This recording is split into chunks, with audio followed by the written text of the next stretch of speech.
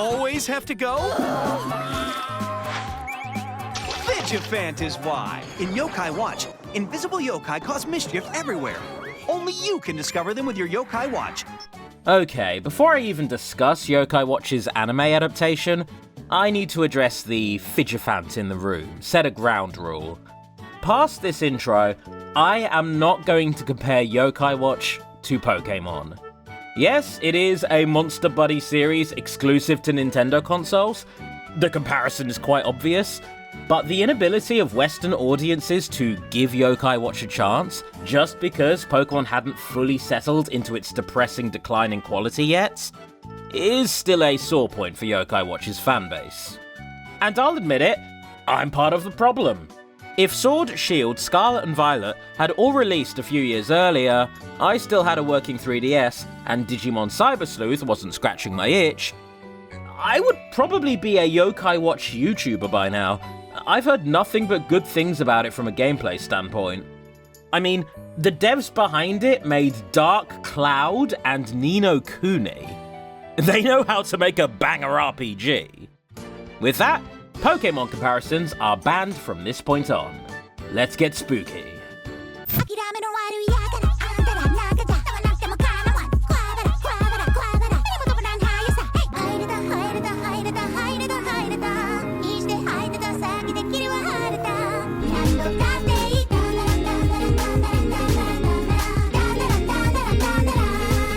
Now, despite everything I've said before, Yokai Watch was far from a financial failure in Japan, where it saw long-lasting success. I came here thinking there was only one Yokai Watch anime for me to create a video on, but no, not so. Counting only the TV shows, this series brought us 214 episodes of Yokai Watch, only 113 of which released in English. And then there was the darker and edgier Yokai Watch Shadow Side, that lasted 45 episodes, and then there was a continuation of the original series in 2019 that ran for 26 episodes. Then you had a weird alternate universe spin-off in the form of Yokai Watch Jam, Yokai Academy Y, Close Encounters of the N-Kind, 358 over 2 days, and Knuckles, featuring Dante from the Devil May Cry series. We have 63 episodes of that. And finally, after all of that, in 2021, we got Yokai Watch, a further continuation of the original series. There are 98 of those. For the sake of my sanity, I'm just going to focus on the OG series, and hey, since this is Yokai Watch, why don't I do an actual Yokai Watch? Talking briefly about the real folklore influence of these little critters as we come across them. Let's start with Season 1. Season 1 is 76 episodes long! Let's start with the first half of Season 1. 妖怪ウキウキペディアてか説明丸読みあくまで参考でじゃ本当 Starting fairly easy, we have Nate's companion and guide, Whisper. He's a wisp. Or a Hitodama to use the Japanese name. Hitodama meaning human soul. Because yeah, Whisper is as basic of a ghost as you can get. Emanating bad vibes and causing Nate's parents to fight is Dismarelda, who is based on a Nupepepo. Real Nupepepo, well, okay, maybe not real, but stay with me here, are just gross, saggy flesh monstrosities who smell really, really bad. Their name being a play on the term for women who wear too much makeup. Okay, mean, Japan. But by no means do they cause emotional turmoil. That is a Yokai Watch exclusive. 実は私旦那と喧嘩して家を出てきた自分 Diz's husband is Happierre, and this is the first instance of a yokai without a clear real-life influence. Given how Yokai Watch leads hard into yokai affecting people's moods and day-to-days, with Dismarelda being adapted into an embodiment of sadness, Happierre is her happy counterpart, and when fused with his wife into Reversa, the two become an embodiment of harsh mood swings, hence their Brazilian name, Bipolaria. No, I'm not even kidding about that one. Going forward, I'm just going to focus on yokai with at least one real-life folklore equivalent. Let me know in the comments if I miss anyone. I've only got like 3 sources here that I'm pulling from.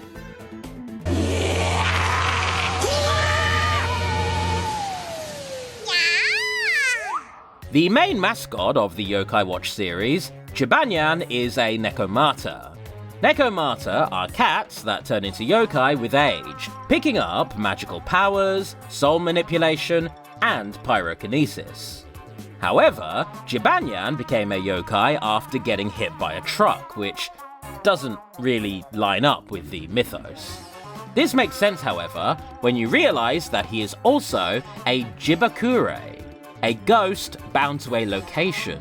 The location, in this case, being the street where he was killed.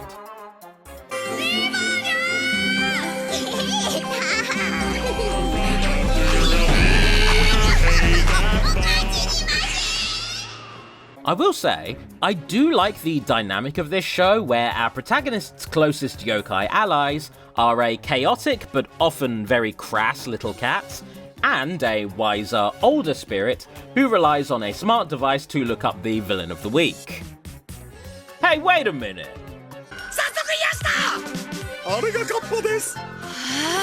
Walkappa is as basic as Kappas come. For anyone not in the know, these are little river-dwelling tricksters whose alignment veer from benevolent to playful tricksters to out-and-out murderers and sex criminals. The one consistent piece of Kappa lore that I can confirm, though, is that they grow severely weak and eventually die if the pool of water in their concave head spills out. Ah! Look at this little guy! This little fat-tailed cryptid, he is the best boy! I love him!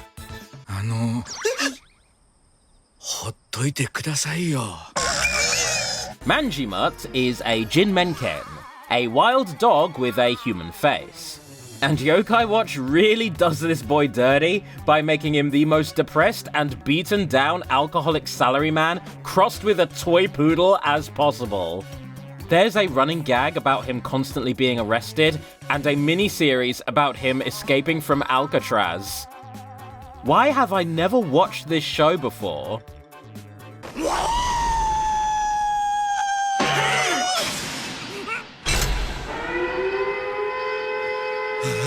Imori are long-dead Japanese soldiers who reincarnate into the form of tiny geckos, maintaining their warrior spirits despite their adorable new forms.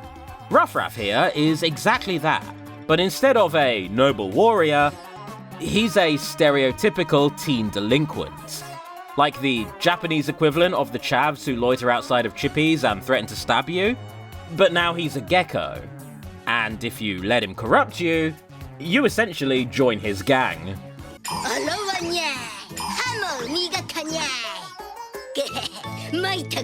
Hungramps is an old fella with an endlessly insatiable hunger, preying even on sentient food-based yokai. And this hunger passes on to whoever he possesses. Tokyosaurus, who apparently had this video idea way before I did, compares him to a Hidarugami, mountain-based gods of hunger created from starved travelers. And given that Hungramps' sad backstory has him grow distant from his granddaughter, dying alone and malnourished, yeah, I could definitely see that.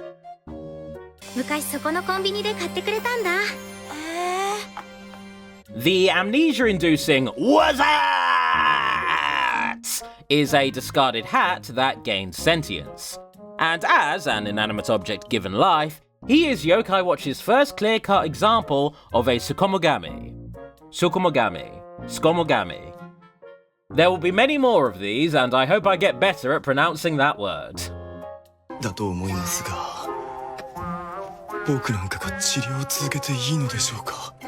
Before learning that the often lethal bacterial infection, scrub typhus, was spread by harvest mite parasites, people believed that insect yokai called Tsutsugamushi, or illness bugs, were the cause.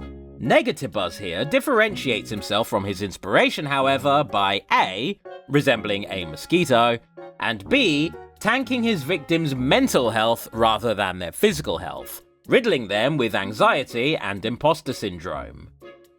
ほら、コマさんずら、よろ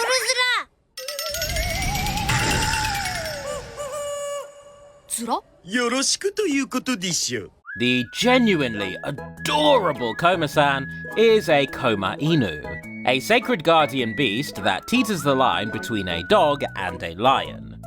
And if you've ever seen a pair of vague beast-like statues outside of a Japanese holy site, that's what these fellas are. And since they come in twos, his brother and counterpart is Komajiro. まあ、スマホは便利ずらし、どこでも話したくなる気持ちはわからなくもないずら。スマホ。 Before I move on, I do want to point out that these two little country bumpkins are the best characters in the show.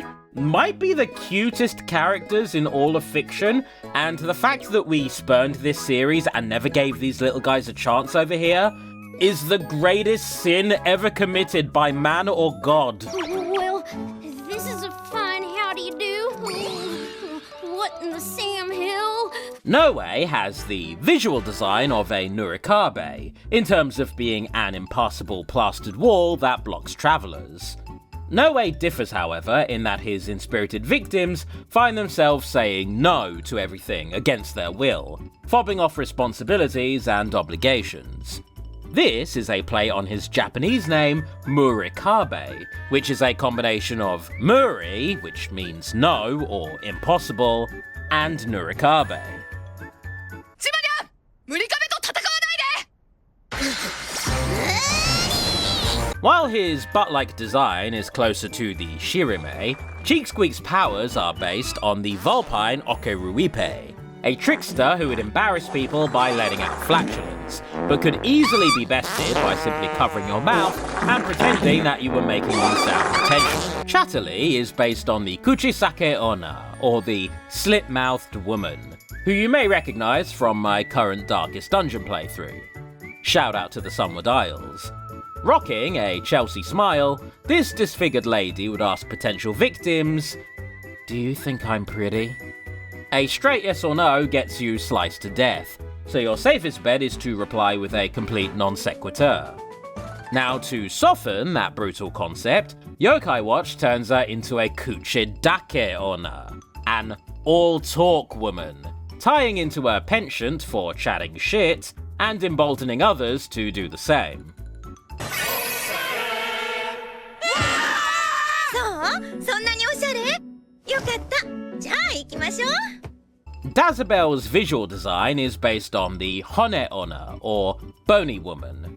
This is the reanimated corpse of a woman who refuses to move into the afterlife without her lover, and will try to drag said lover into death with them.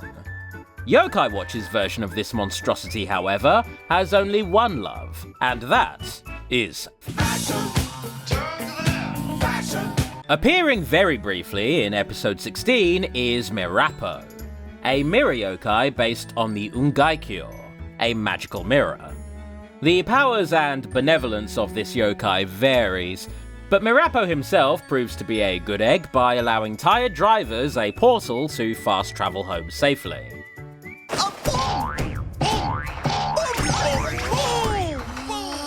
今度は先生かよ。珍しいね先生が笑い取ろうとするなんて Rockabelly, aside from being an adorable fat-ass bird, is based on the Haradashi, a yokai with a face drawn on its belly who does the truffle shuffle for people's amusements. Easily the coolest yokai, likes a cold one with the lads, good vibes, all banter. Cool dude, cool dude. キュービーキュンときたわ。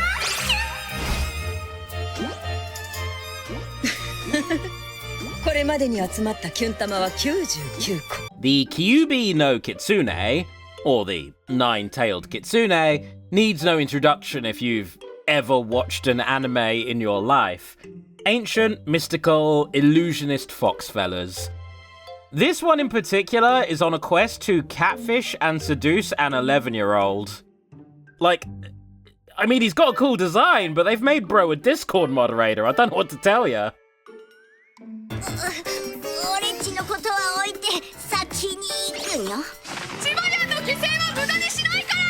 Gargaros is as Oni as they come. A big red hulking demon who hunts down and eats disobedient children. Or whatever the hell they want to, really. They're demons. Orcs. Ogres. Big angries.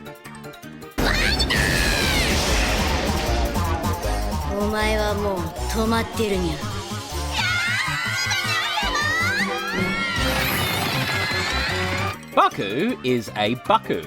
A beast resembling a tapir who lulls people to sleep and eats their dreams.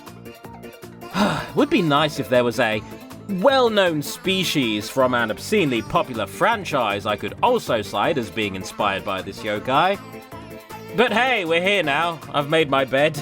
I've set my ground rules.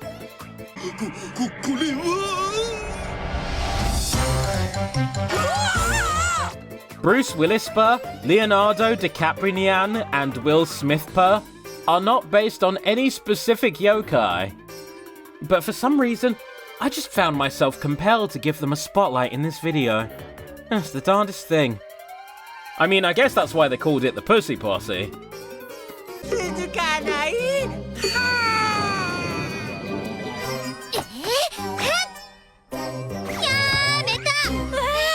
Dawana is a yokai who lives rent-free in my fucking head, forcing people to procrastinate and leave things half done. His inspiration, ironically, is that of the Mokugyo Daruma, living wooden fish gongs who help Buddhists with meditation and mindfulness.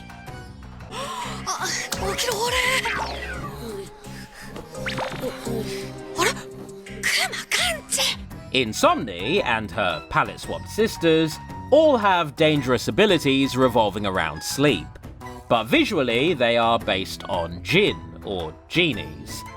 A fun fact is that their exposed cleavage had to be censored for the show's Arabic dub, which is kind of funny considering that these are entities based off of Arabic folklore. I'm the king of the land. I can sing rap dance if you give me a chance. Oh my god, they're starting a new segment about Komasan falling in love with a girl at the coffee shop. Why didn't I make this video about Komasan? Oh my god, I need to make a video about Komasan! ピアノの練習すごく頑張ったからかな。僕はパソコンのしすぎかも。父ちゃんの荷物運び手伝ったからかな。Ake and Payn are a pair of yokai who induce neck, shoulder, and back pains, and they are inspired by the Obarion. With their name literally meaning, give me a piggyback ride, these yokai would climb up onto travelers and demand to be ferried around, growing heavier with each step taken. If you weren't crushed to death by this weight on your walk home, some sources cite that you would be rewarded by the yokai with endless riches, making the Obarion an apt metaphor for raising kids. It may be back-breakingly hard work, but it is ultimately rewarding. お父さんが帰ってくるまで我慢しなさい。はーい。The snack-obsessed Grubsnitch is based on Bekataro, a fat little child with a hunger so insatiable his parents disowned him. Taro would eat anything and everything he could get his hands on, eventually including other humans. This display of cannibalism would eventually corrupt and turn him fully into a yokai. That's kind of messed up, honestly. I don't want this one in my house. ありえませんよ。機械の故障まで妖怪のせいにされたらたまったもんじゃ。それじゃああれは B3NK1, or Mecha Benki, and by proxy, regular old Benki, are actually based on a real-life historical figure. Oh, good heavens. I wasn't expecting to see that today. Right, as I was saying, the real-life warrior monk Saito Musashibo Benkei, who is... It's really hard to be informative when he's really just getting penetrated. Oh my god! The horny alarm! I forgot about you. It's been a while.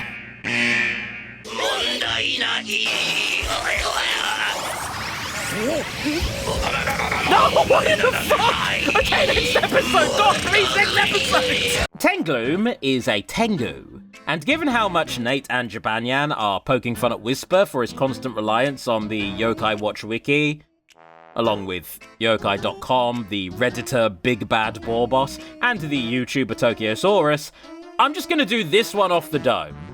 They're evil old men with big noses who live in the mountains and the forests. They have big wooden sandals on and they control the wind. Yeah, I'm pretty sure that's right. Yeah, I'm right. Don't at me. 彼は妖怪ネクラマ天狗です。ネクラマ天狗？ええ、あの有名なクラマ天狗ではなくネクラマ天狗。Okay, so it turns out I'm actually a dipshit and I cannot rely on my own spotty knowledge. He's actually a Karasu Tengu, which is a crow Tengu. Goddamn Karasu Tengu making me look culturally ignorant. Don't make me read out your rap sheet, bro. Child murder? Scat torture? Grape without the G? Look, all I'm saying is I'm not the one on the wrong side of history here.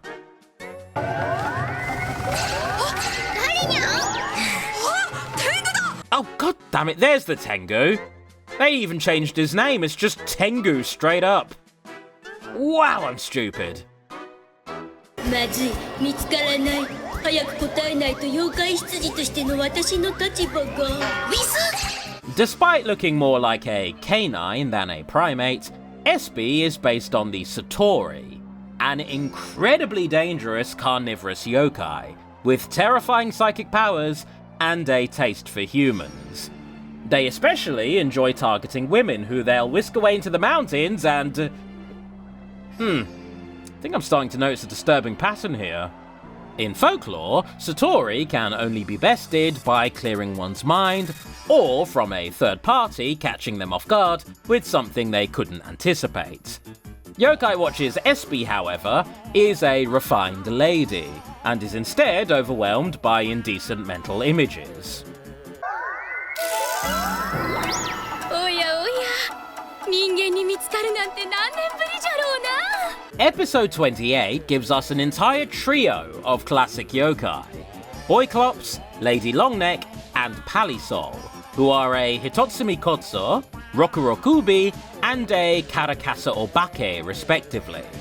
These three make a particularly good squad because all of their real-life inspirations are generally harmless and friendly, lacking any dangerous supernatural abilities, and only turning to pranks and mischief when it's especially funny to do so. The episode itself even addresses this dynamic, with the three of them being out of touch and unscary.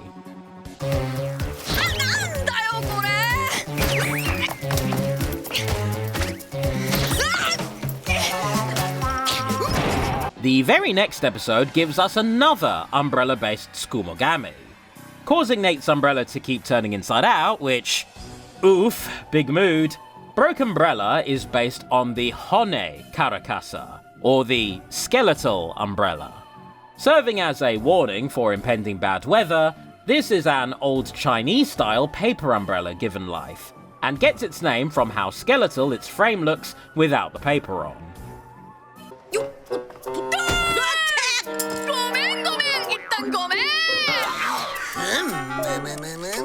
So Soree is based on the Hitan Momen, a living sheet of long narrow cloth that is known for strangling and smothering people to death. Being toned down for Yokai Watch though, he instead compels you to act like a twat, and then makes you piss people off further with half-assed apologies. Hey, what's up you guys? And let me tell you, If I had a nickel for every 2010s gaming series that featured a fan-designed yellow character named So Soree. 面白い。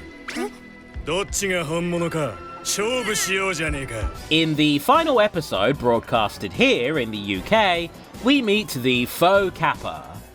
What makes him so faux in this case is that he's actually a Gargaros, a rarer variant from the islands of Kyubi, who sport longer limbs and longer faces. Otherwise, they're pretty much the same. They're just Kappas again. どうしたんですか？なんかすごいドキドキしてきた。 Terra Potter, who gives people heart palpitations, is, well, at least visually, based on a haniwa, clay figures created between the 3rd and 6th centuries for funerals. While not a yokai so much as an actual real object, their intended use of protecting and watching over the dead gives them a strong association with spirituality, and a lot of modern media conflates them with yokai, so I think they're still worth a mention. And finally, wrapping things up for today, we have episode 38, which features no new yokai with real folklore origins. Okay, well, I'm not going to end on an anticlimax. I have to keep going until I hit something. Episode 46 wraps us up with a twofer, including what might be the most well-known yokai out there to end on a strong note. First, we have Supoor Hero, and by proxy, his pre-evolution, Lodo, both of whom are Binbugami, malicious gods who curse people with financial poverty and destitution, keeping them skint and miserable. If I were a smarter man, I would tie this seamlessly into a plug for my Patreon, but I am very, very tired right now. お任せください。あれ？この俺の力が通用しないとは。貴様、どれだけ不幸で貧乏な人生を送っているというのだ。 And finally, in the Yokai School Alternate Universe miniseries, don't ask, we meet Miss Blizzaria, who, like her pre-evolution, Frostina, is a Yuki owner. Beautiful, icy women of the mountains who lure in single men, freeze them to death, and feed off of their life energy. Is that cat a watermelon? So, I'm gonna hit you with a revelation that will shock you as much as it did me. Yokai Watch is one of the best shows I've watched for VidAMs, if not the best. This is the most charming shit in the world, and 90% of that is due to Komasan. Next time I visit this series, I will be dedicating a heap of time to gushing about how great Komasan is, and you can't stop me. What you can do, however, is support me so I can keep making these. It's been a very busy year for me, work-wise, but at the same time, I don't want to let my videos completely fall by the wayside. They're still a ton of fun to make, and, you know, they let me discover diamonds in the rough like Yokai Watch, so before I go, I'd like to thank everyone who has supported me, including Anonymous, Dan Brown, Fitzwilliam Ramsbottom, Locomossy, Neve Calderwood, Shaneboy, and Thomas Walker, along with Illwhip and Toon Pirate for all of the amazing artwork. Ta for watching, see you again.